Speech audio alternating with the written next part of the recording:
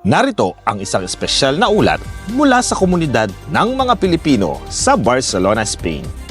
Noong Sabado, June 1, 2025, matagumpay na idinaos ang opening ceremony ng 14th Barcelona All-Filipino Basketball Tournament Veterans Division Season 2025 na ginanap sa Polideportivo Tres Chimenezas sa Calle Vila-Vila, Barcelona. Ang torneo ay pinangasiwaan ng Barcelona All-Filipino Sports Commission o BAFSCOM. Sinimulan ang programa dakong alas 8:45 ng umaga. Pinangunahan ang panalangin at sinundan ito ng pag-awit ng pambansang awit ng Pilipinas.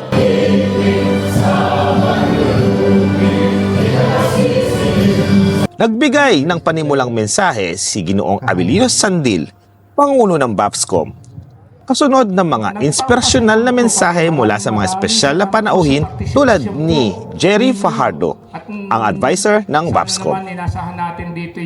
Tapok din sa programa ang mainit na suporta ng Konsul General ng Barcelona at Aragon na si Maria Teresa Lazaro, na opisyal ring nag-toss ng bola bilang hudyat ng pagbubukas ng mga laro. Bago pa man matapos ang opisyal na mensahe, nagbigay kulay at aliw ang pasiklaban ng mga muse sa pasarela.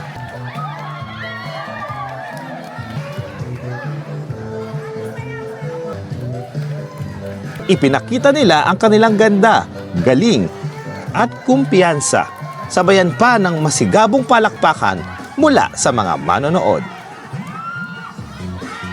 Nagbigay aliw at kulay sa programa ang dance presentation ng Hiraya Group, Abscat, One Ganap Guardians at Anfeb Group.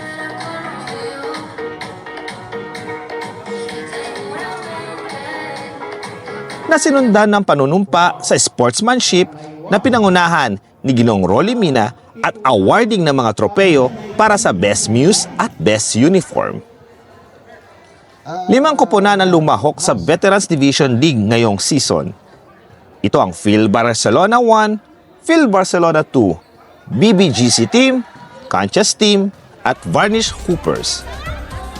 Nagtagisan ng galing at disiplina sa dalawang laro ng mga koponan.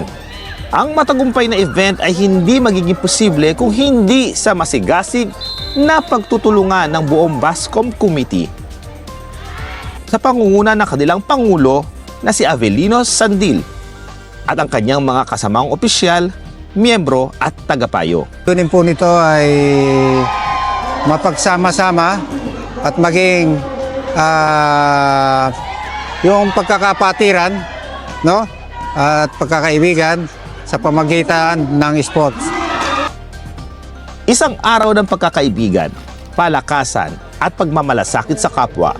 Tunay na ipinamalas ng Filipino community sa Barcelona ang diwa ng pagkakaisa at bayanihan sa pamamagitan ng sports.